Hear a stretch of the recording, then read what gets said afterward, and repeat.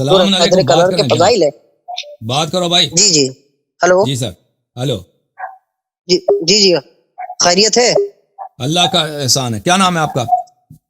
جی جی فقیر کا نام محمد راشد ارشد رضوی. رضا. راشد آپ تو صاحب. نام بھول جاتے. نہیں، محمد ارشد رضا. محمد ارشد بھائی، کیسے ہیں؟ خیریت سے ہیں آپ؟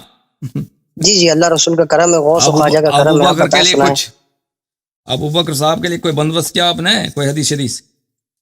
ہاں جی جی بالکل ہے. حضور جو ہے افضل البشر بعد الانبیاء کے لیے بالکل حدیثیں ہیں. نستجیر باللہ، نستجیر باللہ، اللہ سے جی پناہ جی. اور مانگتے آپ مجاز بخیر ہیں آپ کے؟ ہیں. الحمدللہ الحمدللہ. کچھ دبلے ابلے زیادہ ہو گئے لگ رہا. اچھا، وہ یہ تو اچھی بات ہے. دنیا میں لوگ دبلا ہونا، سب دبلا ہونے کے چکر میں. اچھا اچھا. جی جی ماشاء اللہ، بہت بہت اچھی بات ہے آپ سے بات. اصل میں جی جی مسئلہ یہ تھا، مجھے جو ہے اس بارے میں اشکال یہ تھا کہ جو ہے آپ لوگ یہ فرماتے ہیں کہ باغ فدق حضور جو ہے حضرت فاطمہ الزہرا سلام اللہ علیہ کو نہیں دیا تھا ابو بکر صدیق نے، اور جو ہے اس کو غصب کر لیا تھا. وہ جو ہے آقا نے علیہ الصلوۃ والسلام علیہ تحیۃ والثنا نے حضور فخر دو عالم نے حضرت فاطمہ کو ہبہ کر دیا تھا، دے دیا تھا ملکیت میں. تو جی. حضرت ابو بکر نے نہیں دیا تھا. اس کے بارے میں یہ مجھے آپ سے یہ سوال پوچھنا تھا. سوال اس کیا؟ کے بارے میں جو ہے آپ جو ہے فقہ جعفریہ کے اصول کے مطابق آپ بتائیے کہ اس کے اندر کیا معصومین کا اس میں کیا رائے ہے، اور آپ جو ہے اہل تشیع کا جو ہے اس کے اندر کیا موقف ہے. اپنا موقف بتائیے انشاءاللہ. پھر اہل سنت والجماعت بھی اپنا موقف ہی بتائیں گے.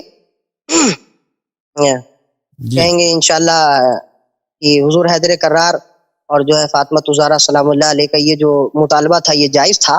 مطالبہ صرف حضرت فاطمہ الزہرا سلام اللہ علیہ نے نہیں کہا تھا، ازواج مطہرات نے، حضور فخر دو عالم علیہ الصلوۃ والسلام کی بیویوں نے بھی اس کا مطالبہ کیا تھا. کسی نے اور بھی فدق مسند کا احمد مطالعہ کی نہیں بھی. کیا تھا. جی فدق میں کا حدیث کسی نے دوں گا ابو توفیل. جی جی جی فرمائیے حدیث فرمائیے.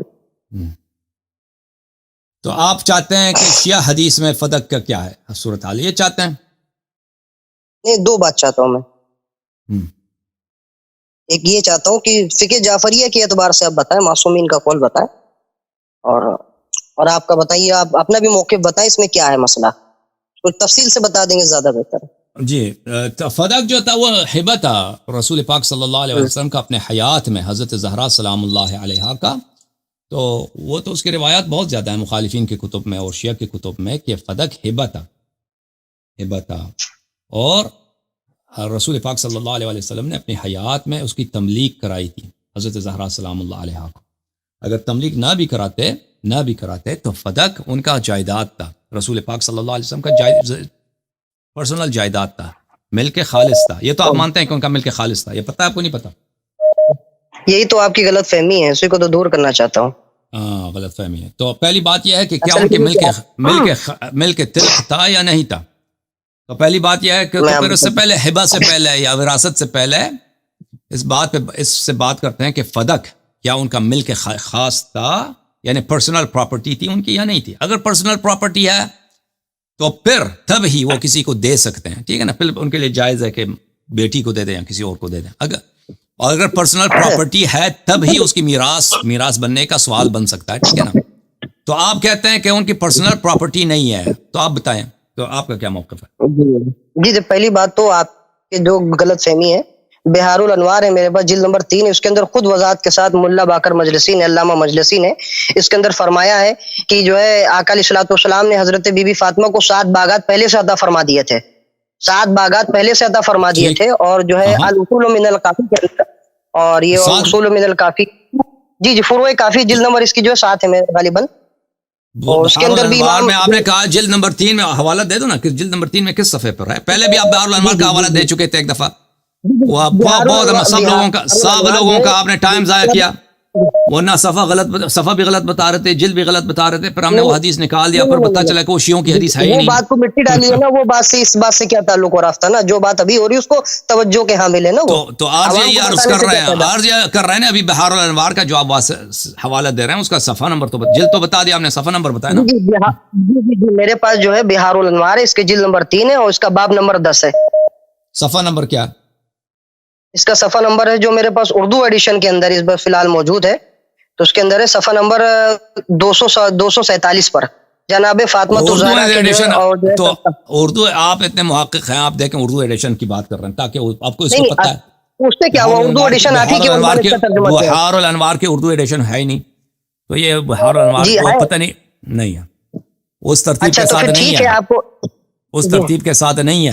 دیکھیے جس مولانا سید بات جو ہے سنو حسن بات سنو امدادی ہے. جی بات سنو، بہار الانوار بہت بڑی کتاب ہے، اگر اردو میں ہے نا جی ترجمہ بھی اس طرح نہیں ہے. اگر جو اردو میں جلد نمبر 3 ہے وہ وہی ہے جو عربی میں جلد نمبر 3 ہے.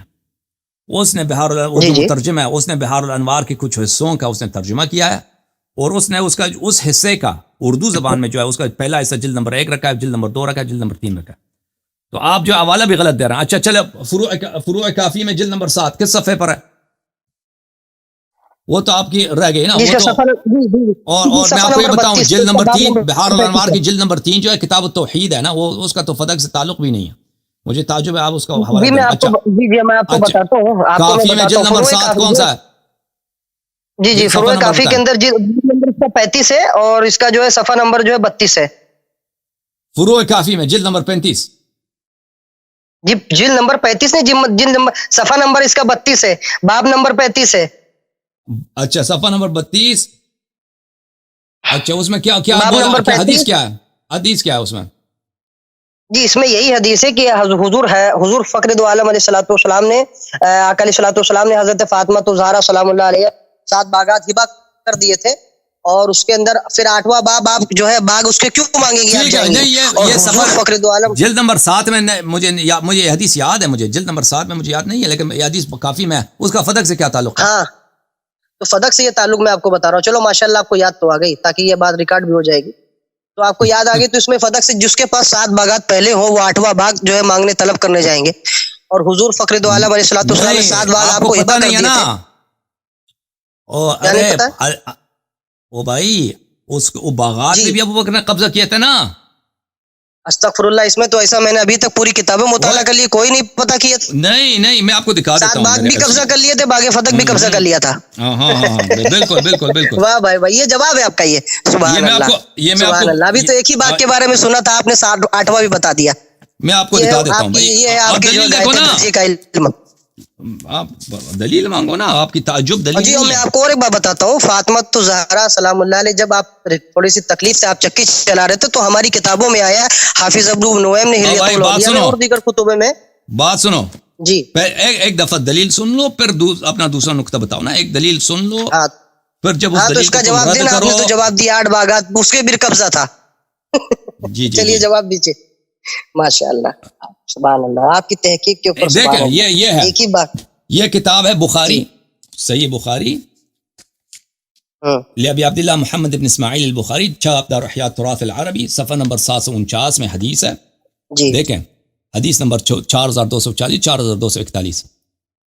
عائشہ نے کہا ان فاطمہ علیہ السلام بنت النبی صلی اللہ علیہ وآلہ ارسلت الى ابی بکر تسأله میراثها من رسول اللہ صلی اللہ علیہ وآلہ مما افاء اللہ علیہ بالمدینة وفدک وما بقی من خمس خیبر.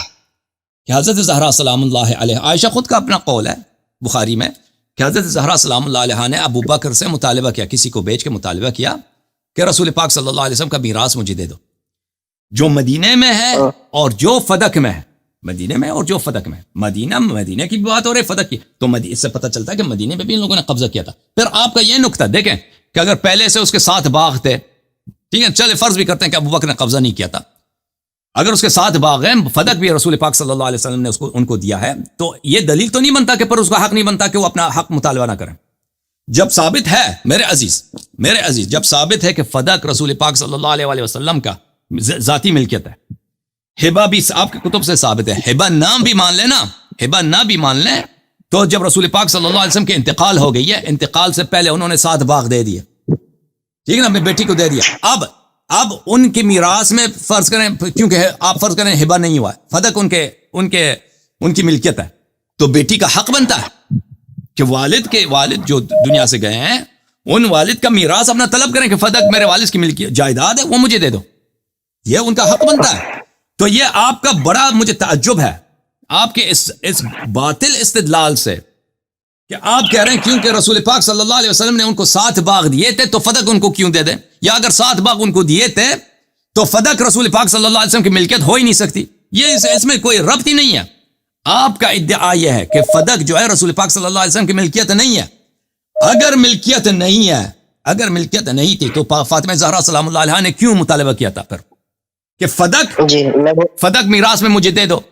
اگر فدق ملک پیغمبر صلی اللہ علیہ وسلم نہیں ہے تو ابو بکر کیا ان کو اتنا علم نہیں تھا کہ وہ کہہ دیتے کہ ان کا ہے ہی نہیں، پیغمبر کا وہ مال ہی نہیں ہے، وہ تو بیت المال کا حصہ ہے.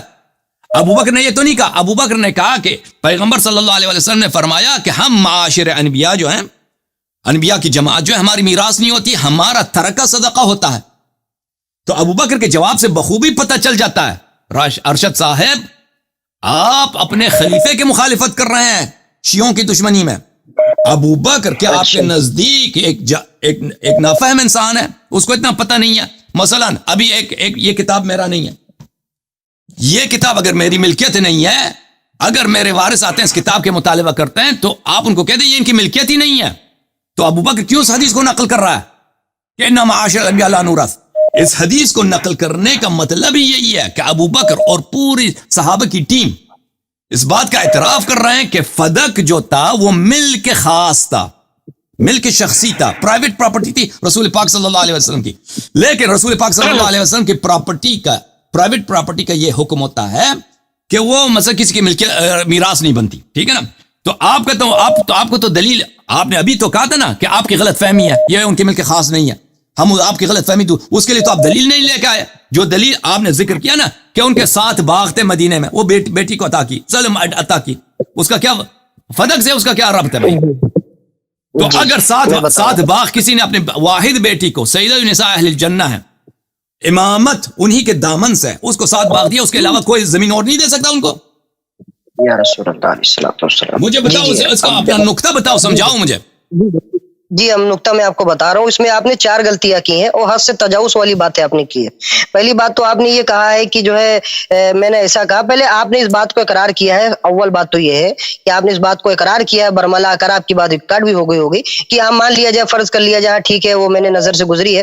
جب 7 باغ حضور حضرت فاطمہ الزہرا سلام اللہ علیہ کو آقا علیہ السلام نے دے دیے تھے، پھر وہ 8واں باغ مانگنے کے لیے گئی دربار میں. ٹھیک ہے، پوائنٹ ٹو بی نوٹڈ. اس کے بعد پھر دوبارہ مسئلہ یہ ہے تو اس میں مشکل کیا ہے؟ اس میں مشکل کیا ہے بھائی؟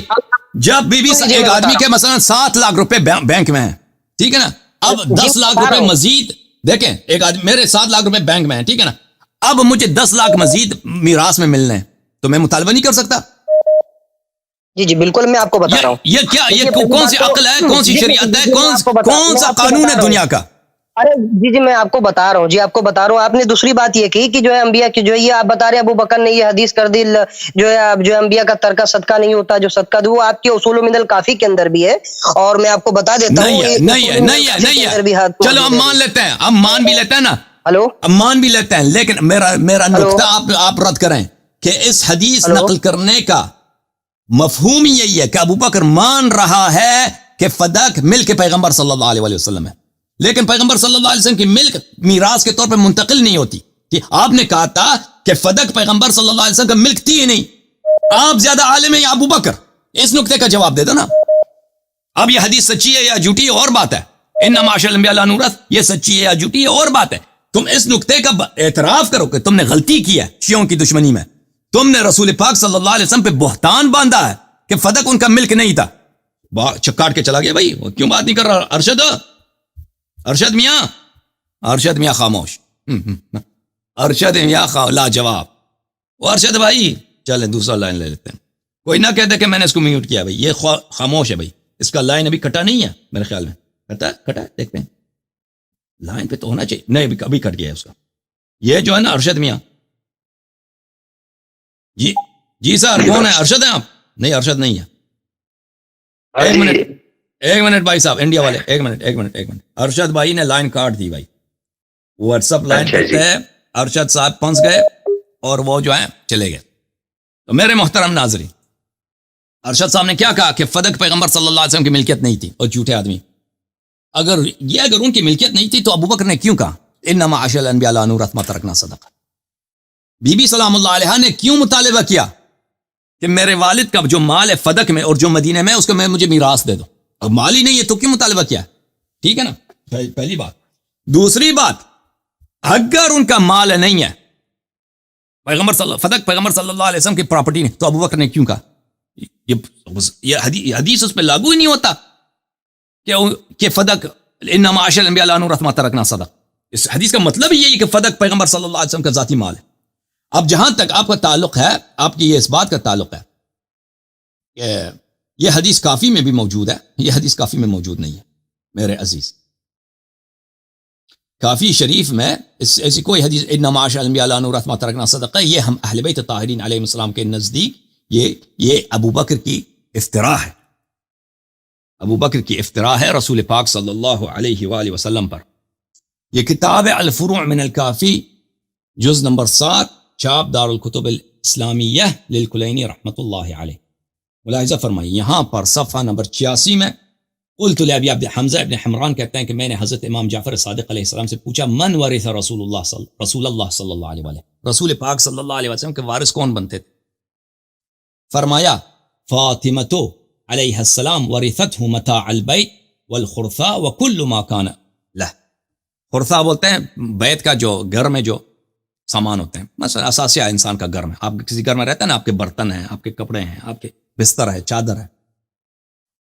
فرمایا کہ رسول پاک صلی اللہ علیہ وآلہ وسلم متاع البیت، گھر میں جو سامان ہے، والخرثاء، اور گھر میں جو ان کی پرسنل پراپرٹی ہے، ان سب کے وارث تین وہ، وَكُلُّ مَا كَانَ لَهُ، اور جو بھی پیغمبر صلی اللہ علیہ وسلم کے جتنا بھی سامان بنتا تھا پراپرٹی، ان کا وارث ایک ہی بیٹی ہے. بھائی وفات کے بعد ایک ہی بیٹی ہے، ان سے پہلے 3 بیٹیاں وہ اگر تین بھی تو وہ دنیا سے چلی گئی ہیں سلام اللہ علیہم، ٹھیک ہے نا. وفات کے وقت ان کی ایک ہی بیٹی ہے، اور نہ ان کا نہ کوئی پیغمبر صلی اللہ علیہ وسلم کا کوئی بیٹا ہے، نہ ان کا والد زندہ ہے، نہ ان کی والدہ زندہ ہے. تو صرف اور صرف کون ہے؟ بیٹی ہے. جو ازواج کو پراپرٹی سے تو کچھ ملنا نہیں ہے، ٹھیک ہے نا. ازواج کو باقی جو چیزیں ہیں ان میں سے ازواج کو بہت کم مل جاتا ہے، ثمن میں سے 9 مل جاتا ہے، یعنی 1/8 میں سے 1/9 حصہ ہر زوجے کو ملتا ہے، یعنی 1% ہر زوجے کو جاتا ہے. تو 80% سے زیادہ 85% کس کو ملتا ہے؟ حضرت زہرا سلام اللہ علیہ.